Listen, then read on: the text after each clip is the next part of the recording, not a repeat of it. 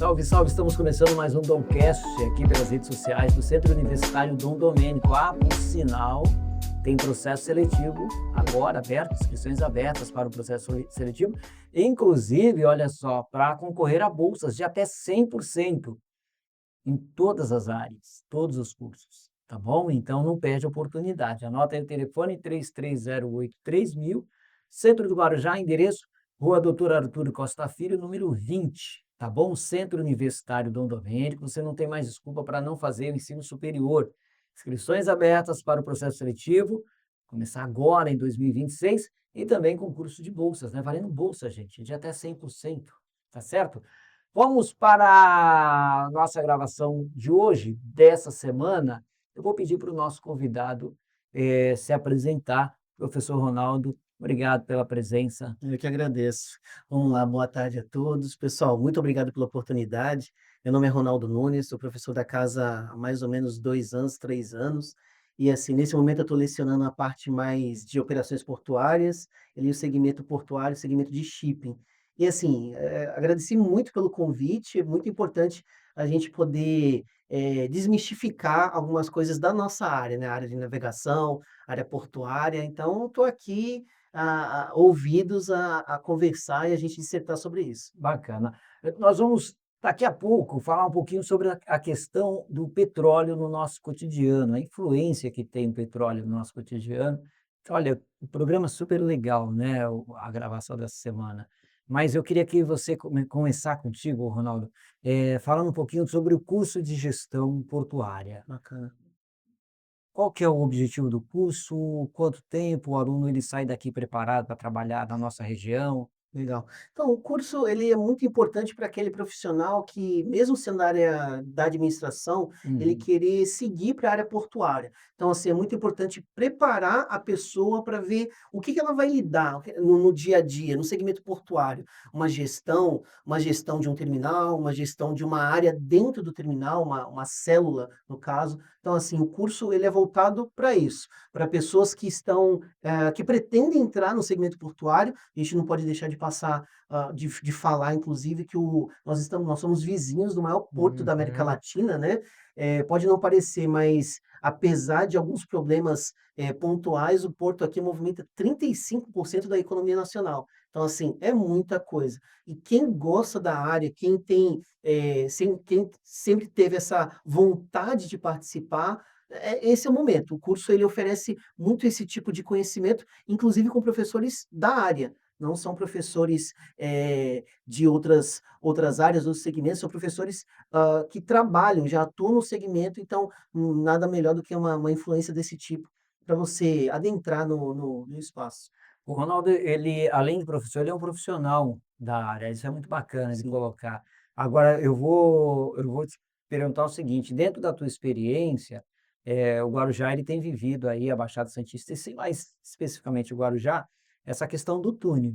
Isso vai trazer uma demanda maior na empregabilidade do porto, isso vai trazer um crescimento para o porto, você tem acompanhado isso? acompanho, sim. Assim, no meu entendimento, Lauro, eu entendo que o túnel em si, ele vai ter 2 tipos de benefícios, né. Uhum. O primeiro benefício seria aumentar a demanda, não só a demanda do turismo, mas também da população, né. Ou seja, muitas pessoas que têm toda essa viagem diária para Santos e para outras regiões da Baixada Santista, entendo que vai facilitar, e também para o mundo corporativo. Então, assim, no meu entendimento, deveria ter 2 tipos de modais: o túnel e também a ponte, né. Porque, assim, ficava a critério do usuário Sim. optar pelo túnel ou pela ponte.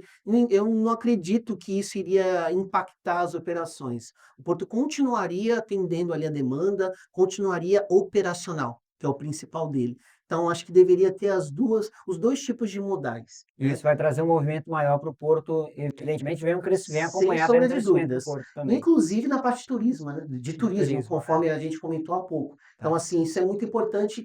De novo, algumas pessoas focam: "Ah, isso vai ser importante para Santos". Não, vai ser importante para a população do Guarujá, a população de Santos, a população da Baixada Santista. Tá entendeu? certo. Agora nós vamos começar o programa. Ô, Ronaldo, muito se fala do petróleo, do preço do petróleo. Sim. Eu queria que você trouxesse esse, eu queria não, né? O tema é esse na realidade, né? Como é que o petróleo ele influencia o nosso dia a dia? É só gasolina? É só o carro? Então, petróleo, o problema é o seguinte, ele é uma matéria-prima, ele é um insumo que é extremamente utilizado no nosso planeta. Não somente para atender, veículos a combustão, mas também a outros tipos de produtos, outros tipos de equipamentos. Por exemplo, dispositivos eletrônicos, medicamentos, outros tipos de matérias-primas mais específicas. Então, todos demandam do uso do petróleo ou de algum derivado seu. Uhum. Gasolina, gás, coque de petróleo. Então, assim, é uma coisa mais concentrada, ele é extremamente necessitado, né? E nós aqui brasileiros, a gente sente muito o preço do petróleo, porque infelizmente a nossa moeda é fraca. E o preço do petróleo ele é cotado sempre em dólar. Então, cotado em dólar e a nossa moeda fraca, então é como se nós somos atingidos duplamente, né? O preço é alto, ou seja, a demanda, ela, quanto mais é requisitado num determinado período, maior a demanda, maior o preço fica, e a Uhum. gente é atingido também pela moeda nossa, né? Que é o real, que ele é fraco perante o dólar. Então, assim, tem muito esse tipo de problema. E quando que ocorrem os preços, né? As variações? Conflitos entre países, negociações aqueles produtores, dos maiores produtores de petróleo. Então, sempre quando tem um acordo diferente, um acordo adicional, isso impacta no preço, né? Quando aumenta-se a demanda, então o preço também aumenta, né? Então é como se fosse uma consequência. Então, quando nós vamos no mercado, independente do produto que a gente for comprar, você pode ter certeza que aquele preço também foi ali influenciado pelo preço do petróleo diário, pelo preço do barril diário do petróleo. Então, assim, como que, se a gente for parar para pensar, como que um tomate, ou um carregamento de tomate chegou até aquele mercado? Possivelmente ele foi transportado por um veículo a combustão. Esse veículo a combustão, entendo eu que ele é movido a diesel ou a gasolina. Então, assim, aumentando o preço daquele produto, vai encarecer no frete. Então, assim, é toda uma cadeia que gira em torno desse produto chamado petróleo, né? Essa cotação do petróleo ao dólar, ela veio de 2015, salvo engano, 2015, 2016 para cá. Isso, exato. Isso traz para a população brasileira um prejuízo imediato, não? Imediato, imediato. Imediato. E tem um outro problema também, Lauro, que infelizmente nós aqui brasileiros, nós não temos autossuficiência para atender a demanda nacional. Então, possivelmente, quando você abastece o seu veículo, independente qual seja o produto, diesel, gasolina, é 99% de certeza daquele produto ser importado, porque a Petrobras, que é a empresa produtora, a maior empresa produtora do país, ela não foi autossuficiente para atender a demanda local, a demanda nacional. Então tem que importar, Isso em né? termos de petróleo bruto ou o próprio refino? Não, o O derivado do petróleo, derivado, que é a o deriva gasolina, o sim, sim, diesel, sim. nafta, entre Na outros. realidade, nós continuamos, assim, exportando Sim, material bruto. exato, é. Em paralelo, a Petrobras, ela é uma das maiores produtoras É, do país, mas é é contraditório. contraditório, só que infelizmente ela não atende a demanda É. local, né? E assim, ela não, devido às refinarias também, Então, né? nós tínhamos refinarias que vinham sendo estruturadas. Sim, sim. Infelizmente, as refinarias hoje no país que estão em operação, me desculpe o termo, elas estão algumas Sucateado. sucateadas, né? É, Então, assim, elas não é, conseguem, operacionalmente falando, atender a demanda daquela é. região, daquele estado. Logo, abre-se aquela janela da importação. Então, aí entram outras empresas que Hum. compram de fora diesel e gasolina para atender a demanda local, que a Petrobras não conseguiu, entendeu?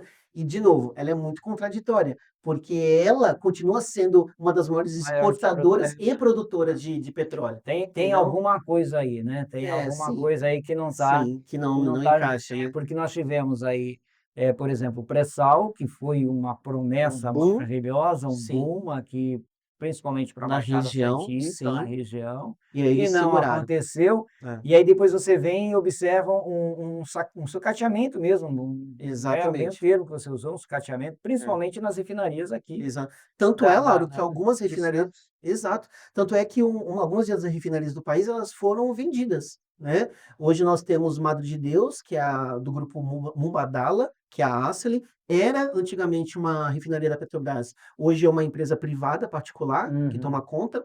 Temos também lá em Guamaré, no Rio Grande do Norte, é uma refinaria da Petrobras que foi vendida, e lá em cima também na região norte, em Manaus, que também é uma empresa particular, operando ali, não digo que em nome da Petrobras, ela comprou, né, ela foi uma empresa a refinaria foi tomada por uma empresa particular. Uma empresa particular. Nós temos agora aqui eu acho que cabe aqui essa reflexão, né, por exemplo, nós tivemos uma aqui, não sei se é uma refinaria, um ponto de exploração aqui no centro de Santos, recentemente, privatizado, salvo engano, por coisa de R$ 8 milhões.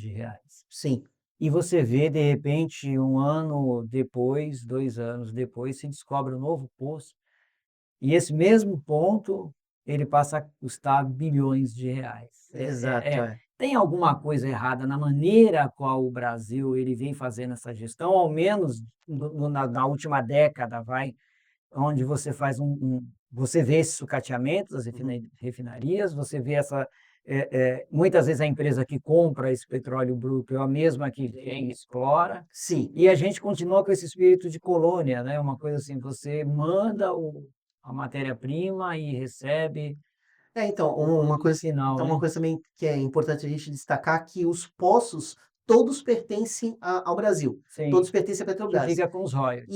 Isso, exato. Então, assim, aquele poço que é explorado por uma empresa, particular, ele é vendido ou comercializado pela Petrobras.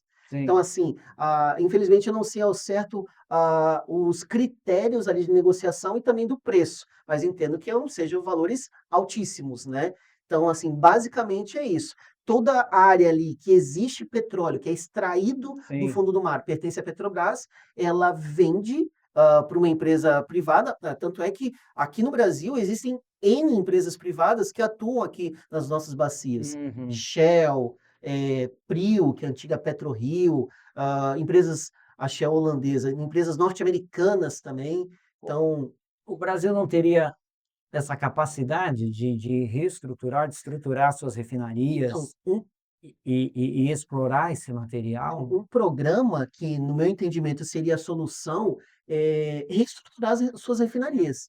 Porque, por exemplo, a refinaria aqui, nossa vizinha, a RPBC, a Refinaria Presidente Bernardes de Cubatão, ela está produzindo agora diesel R, que é um diesel renovável. Ele não é um diesel que não agride tanto o meio ambiente, e tem um nível maior de biodiesel nele, né, no seu, na sua composição, né? Então, assim, poderia ser melhor reestruturada, além de outras também, Reduc, que fica lá em Duque de Caxias, aqui no Paraná. Então, assim, a solução imediata seria fazer um programa de reestruturação das refinarias da Petrobras. Talvez a gente conseguiria futuramente atender a demanda local e sair um pouquinho da necessidade de importar produtos, né? Eu não sei se você concorda comigo, o professor Ronaldo é um especialista na área, mas a gente fica com a impressão, às vezes, que essa questão, da Petrobras, do petróleo brasileiro, a gente vai falar aqui daqui a pouco também, eu gostaria de falar sobre os outros minérios, né, que a gente continua com essa cultura de exportar Exportar. matéria-prima e comprar a um valor substancial o produto final, mas, às vezes, nós ficamos com a impressão, não sei se você concorda comigo, de que é mais uma política de governo do que uma política de Estado. Parece que o Brasil ele não tem uma política de Estado para falar assim: "Olha, esse é o que nós temos, é isso é o que nós temos de valor, nós precisamos valorizar isso Uhum. e trabalhar com isso que nós temos". Um exemplo disso também, Lauro, não é a minha área, porque a minha área é de combustíveis líquidos, né? Mas a gente vê no de fertilizantes. Uhum. Fertilizantes é um produto que o Brasil só importa.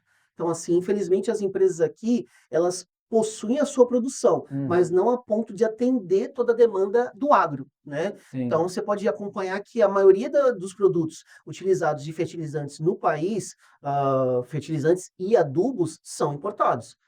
Assim, eu não vou aqui precisar, porque, novamente, não é a minha área, mas infelizmente é o que acontece hoje. E a gente produz também, Não em grande escala não a a ponto gente de não exporta isso, não não, não, exporta a não matéria-prima exportamos. para comprar um produto Assim, final. Se hã. registros de exportações de fertilizantes são raríssimos, né. O maior volume é importado, ou seja, comprado de Sim, fora para dentro do claro. país, entendeu. Isso vale também agora, voltando ao assunto do petróleo, basicamente isso que acontece. A Petrobras, que é a maior controladora, né, ela ainda não enxergou, no meu entendimento, esse tipo de análise, né, esse tipo de renovação. Talvez não seja ainda o propósito dela, talvez uma questão política também, mas, infelizmente, meio que está travando nisso, né. E ela sempre vê, mas uma coisa também que é interessante, a Petrobras ela consegue controlar os preços também. Uhum. Mesmo ela não tendo, capacidade de atender a demanda nacional, ela consegue parear os preços. Agora há pouco tempo, nós tivemos uma época de onde os preços, Estouraram eles estouravam a cada subida do dólar, nós tivemos isso. um descontrole econômico. E aí ocorreu um freio, tanto, Sim, salvo engano, foi no governo Bolsonaro, inclusive, né, sim. no governo anterior, que colocou uma espécie de freio, assim, não é porque o preço do petróleo vai subir que também os combustíveis vão subir aqui no país, né. Que foi Então aquela época que nós chegamos a gasolina a R$ 8 ali, né. exatamente, exatamente. Hoje está na casa ali Hoje está dos equilibrado, tá equilibrado. 5 e pouquinho Isso, tem uma segura. Agora, quando se fala em Petrobras, por exemplo, assim, existia muito discurso, assim, sempre, olha, a Petrobras dá prejuízo, Petrobras dá lucro, né. Eu acho que não precisa ser um especialista, eu não sei se você concorda comigo, de pensar assim, de olhar e falar assim: "Mas espera aí, para a Petrobras dar lucro para os acionistas", porque hoje você vê a cada trimestre é uma fortuna que os acionistas recebem de sim, dividendos, né. sim. Mas para essa Petrobras dar lucro, quem paga esse lucro? É no valor do combustível. Isso, exato. São os Para a Pet São consumidores. os consumidores. Para a Petrobras dar um lucro substancial, é preciso que esse combustível esteja num preço que Acessível, interesse. né. Não, É. não, sim, que interessa. Quanto mais caro o combustível, maior o Isso. lucro da Petrobras, vai. Tanto que é a mesma análise, Então, para quanto nós era mais melhor que ele estivesse tomando prejuízo e a gente pagando menos. pois é, que é a mesma análise, quanto maior o preço do dólar, melhor para mim, que eu sou acionista, Sim, né. Então fica sim, mais sim, caro, né, mais sim. lucro eu vou ter, né, É. futuramente. Desde que Então você tenha você tenha uma quantidade de ações também grande, né, isso, para valer a exato, um pena. volume grande, Porque às vezes o exatamente. cara tem lá R$ 1.000 na ação da Petrobras e fala: "Não, tomara que dê muito lucro". Não vai dar lucro para a pessoa que tem tudo, né. Exatamente, exatamente. Então aí funciona assim, a Petrobras ela gera lucro, gera muito lucro, mas algumas coisas ali deveriam ser mudadas, né. Há um tempo atrás, quando iniciou o processo do WhatsApp, que todos nós aqui acompanhamos, por alguns meses o WhatsApp, o aplicativo WhatsApp, que hoje pertence à Meta do Facebook, ele foi mais valioso que a Petrobras. Ou seja, um aplicativo de Uhum. smartphone valia mais o preço no mercado do que a Petrobras, que assim, não tem nem o que dizer sobre a Petrobras, né, o tamanho, a Uhum. complexidade que é essa empresa. Então, assim, é uma empresa que gera muito lucro, mas, de novo, a gente entra em questões, talvez políticas, alguma questão ali de estratégia da própria empresa também, né, o que que eu devo avançar nos próximos 10 anos, aonde que eu devo investir? Essa essa operação dessa determinada, refinaria, devo segurar? Será que é interessante a gente, ali trabalhar com outros produtos? Que nem concluindo o meu raciocínio da RPBC. A RPBC, há até um tempo atrás, ela produzia querosene de aviação ainda produzia, combustível para atender a Fórmula 1. Então Uhum. existia uma equipe que utilizava combustível produzido em Cubatão. Então, olha que coisa fantástica, né. Só que ainda assim demanda muito de espaço, de necessidade, para atender a nossa demanda, a demanda dos brasileiros, né. Hoje a Petrobras ela é uma empresa de capital misto. Isso, capital misto. Capital misto. Exato. Quem tem maior número de ações é o Estado. Isso, o Estado, o governo. Tá. E aí ela hoje ela tem como objetivo lucro, ela tem como objetivo um papel social. Como é que funciona hoje a Petrobras? Você Não, meio a meio? assim, Como eu não trabalho, não tenho nenhuma relação com a tá, Petrobras, tá. mas o que eu enxergo de consumidor, né, assim como todos nós aqui, e também de especialista na área, eu acho que é bem variado. Ela tem, de novo, ainda mais com essa influência dos combustíveis sustentáveis, então acho que o foco dela está bem variado, né? Se você fizesse essa pergunta para mim há, sei lá, 10 anos atrás, o foco dela, Laura, eu posso te garantir, é fornecer combustível para o consumidor final Sim. e explorar novos poços de petróleo. Mas hoje eu acho que está bem variado. A gente enxerga hoje a Petrobras até fazendo parcerias com empresas que são produtoras de biocombustíveis. Sim. Então, assim, é muito variado, está muito relativo, na verdade, né? Você precisar qual seria o foco da Petrobras hoje, atualmente. Como é que você tem acompanhado essa questão, né, de outras formas de energia? Por exemplo, você tem hoje aí uma indústria automobilística que depende, né, Sim, e que tem, eu imagino, há uma conexão enorme com a indústria do petróleo, sim. mas, por outro lado, você tem carros elétricos chegando aí Uhum, ao Brasil. Isso vai facilitar, né, dentro do nosso tema, porque a gente uhum. vem falando desse impacto do petróleo na vida da sociedade, na vida da população, isso facilita, vai facilitar a vida da população? Sim, Laura, O preço? é, ainda não, né? Para Ainda nós não. brasileiros ainda não, É, né? é, Ainda é um valor muito excessivo, né? é. Um veículo elétrico. Olha, Lauro, que nem eu comentei há pouco, as petrolíferas, inclusive a Petrobras, Uhum. elas estão se atualizando, Uhum. né?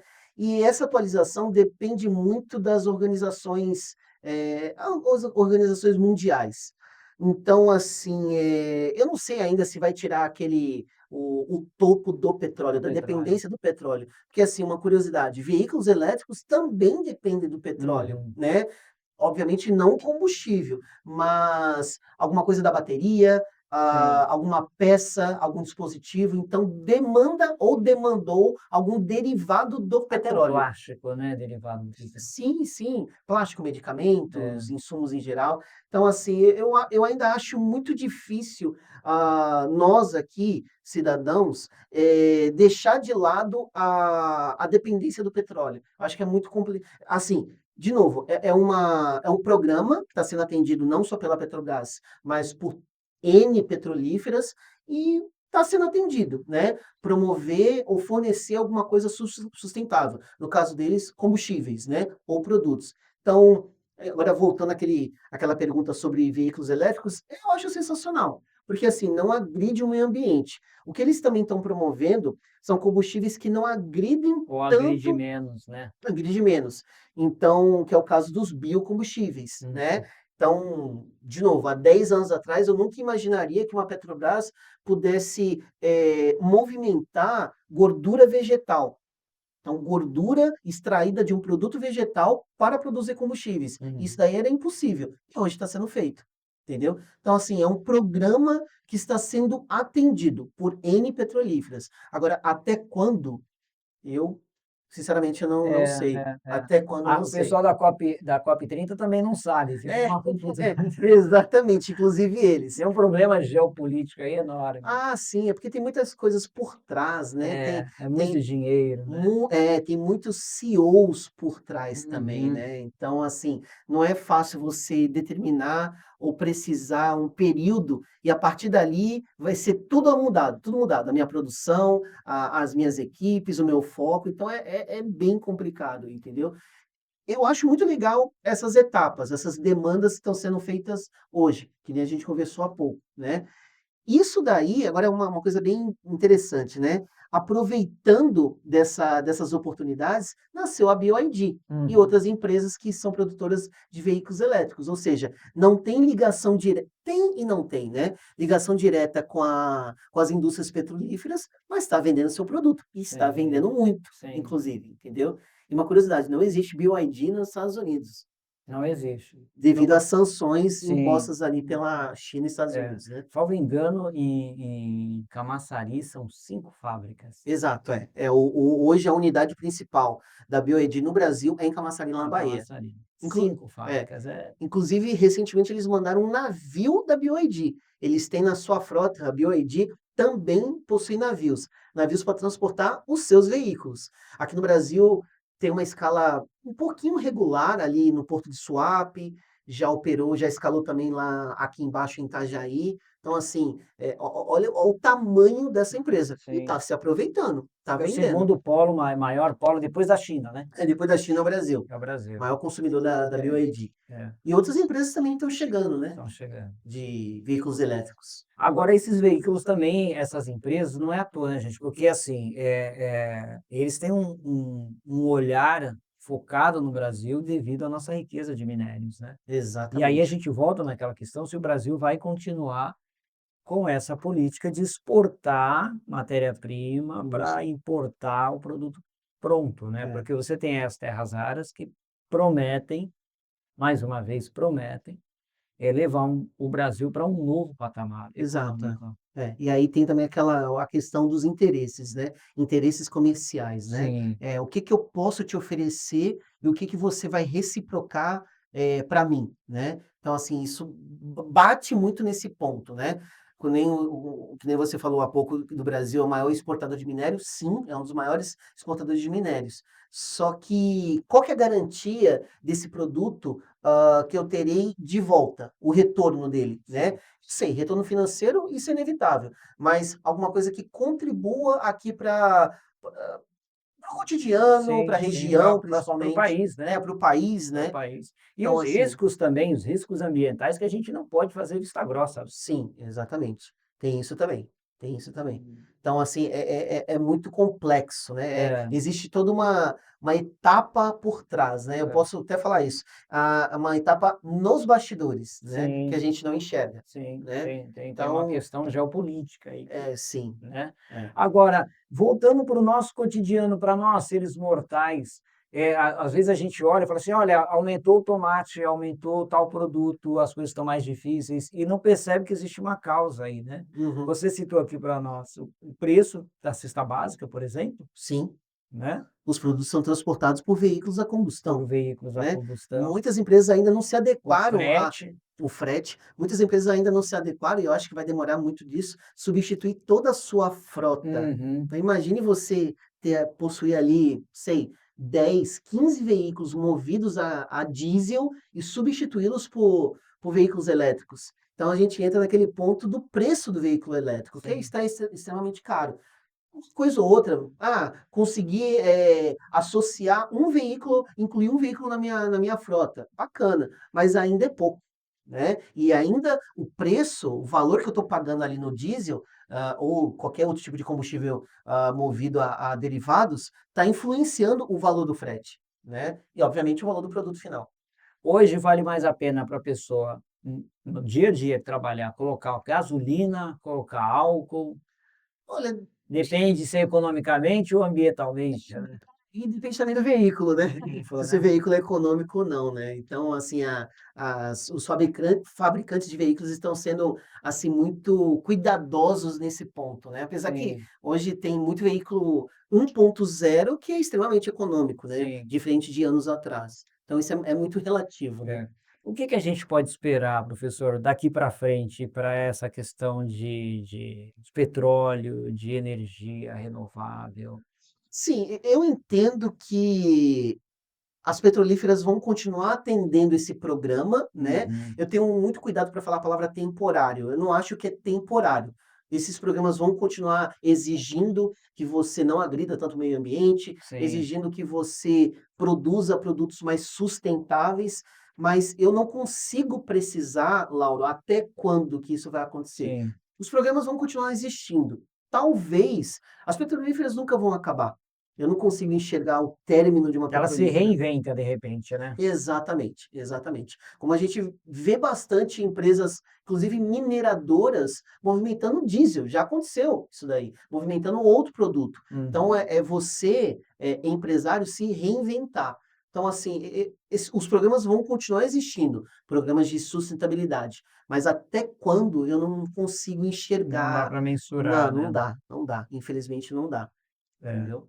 Dentro desse só para a gente caminhar para o nosso encerramento, dentro das maneiras que essa questão do petróleo afeta o nosso cotidiano, tem algum ponto que você fala assim: "Olha, esse aqui é o mais delicado, é o mais drástico"? Não?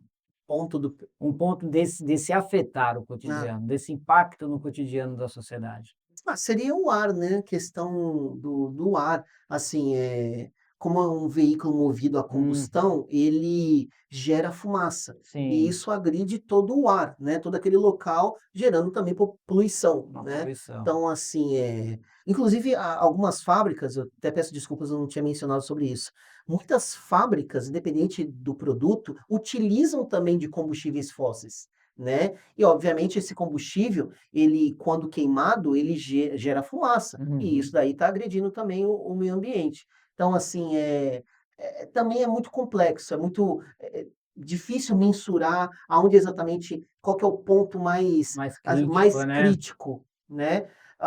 Segundo as pesquisas, o maior país poluidor do mundo seria a China, né. Mas assim, o que que a China tem assim, de ponto mais relevante, são as fábricas, são as próprias empresas, produtoras de petróleo ou algum tipo de combustível, né. Então, assim, também é muito complexo você precisar o que está agredindo mais nesse momento. Nesse momento.